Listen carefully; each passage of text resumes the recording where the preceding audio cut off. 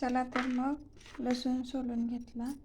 आपल्या शेतातल्या हिरव्या मिरच्याची देठं काढून घेते. आपल्याला भाजीला लागतील एवढ्या मिरच्या मी घेते.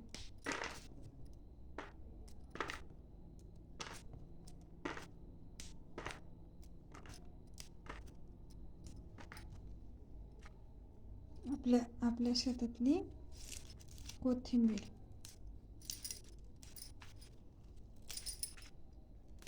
ताजी ताजी एकदम.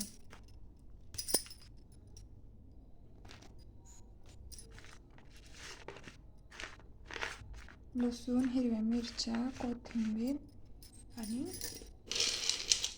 हे न भाजलेले शेंगदाणे म्हणजे कच्चे शेंगदाणे. तर आता ही आपण वाटून घेऊ. तर आता ही मिरची मी मिक्सरच्या जारमध्ये न वाटता लोखंडी उकळामध्ये बारीक करून घेते.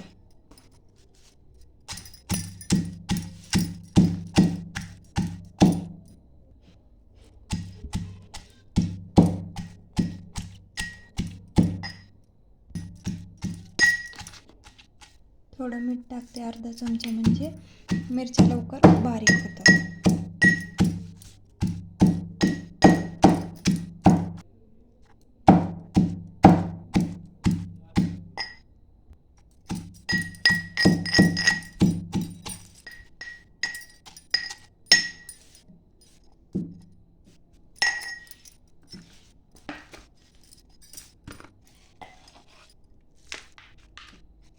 थोडंसं जाडसर वाटायचं, भाजीला चव खूप छान येते.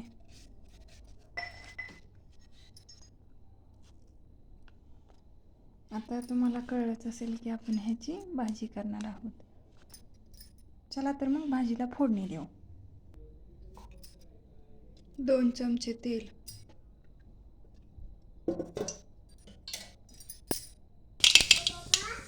जिरी मोहरी, हे कुटलेलं साहित्य,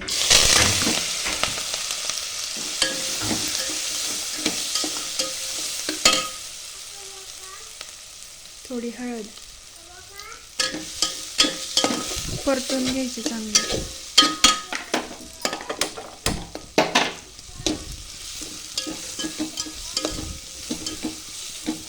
कोट, हिरवी मिरची, लसूण थोडं थोडं मोठं असलं की भाजीला छान चव येते.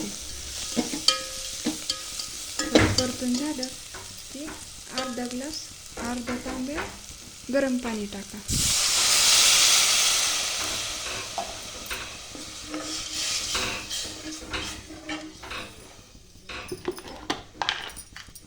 चवीपुरतं थोडं मीठ टाका. आता ह्याला एक उकळी येऊ द्या. एका प्लेटमध्ये थोडीशी हरभऱ्याची वाळलेली भाजी घ्या. त्याच्यामध्ये थोडं हरभऱ्याचं पीठ टाका, डाळीचं पीठ, दोन्ही मिक्स करून घ्या. आणि ह्याच्यामध्ये थोडंसं कूट टाकायचं, म्हणजे हे दोन्ही छान मिक्स होतं. उगाच चिमूटभर मीठ टाकायचं, कूट टाकायचं, शेंगदाण्याचं कूट. हे एकदम मिक्स झालं की मग ही आता भाजी अर्धी तयार होते. फोडणी दिलेल्या भाजीला उकळी आलेली आहे. तर ह्याच्यामध्ये आपण आता ती पीठ मिक्स केलेली भाजी टाकून घेऊ. एका हाताने भाजी टाकायची, दुसऱ्या हाताने गोल फिरवायची, म्हणजे गाठी होत नाही त्या भाजीच्या.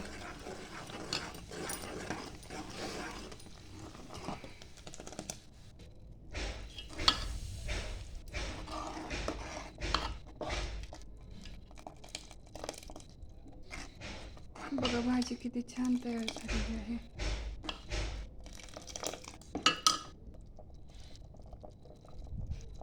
एक 2 मिनटं छान शिजू द्यायची.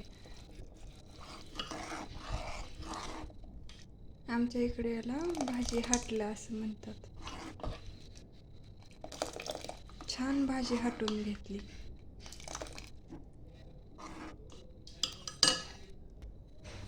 बघा भाजीचा कलर किती छान आलेला आहे.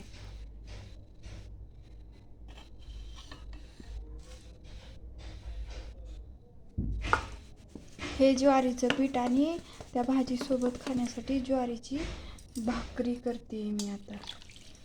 पहिल्यांदा पीठ चाळून घेतलं, पाणी टाकून घ्यायचं, हळूहळू चांगलं पीठ मळून घ्यायचं.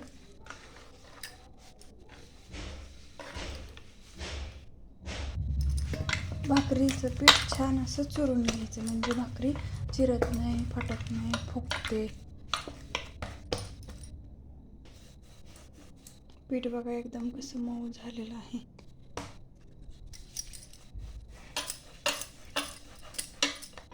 चला तर मग आता भाकरीचा उंडा करून घेऊ.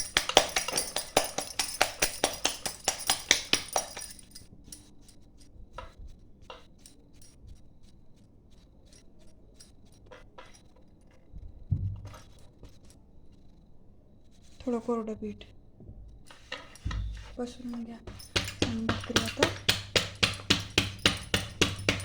गोल थापून घ्या. भाकरी करताना धप धप धप धप आवाज यायला पाहिजे. झाली आपली ही भाकरी थापून. चला घेऊ भाजून.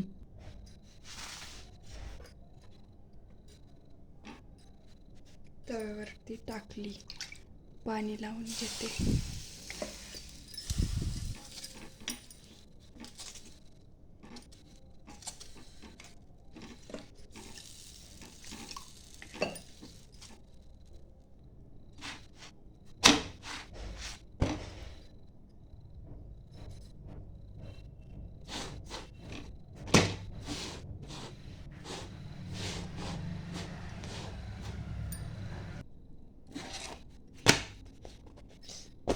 ही गरमागरम भाकरी, ही भाजी आणि भाकरी खाऊन बघा.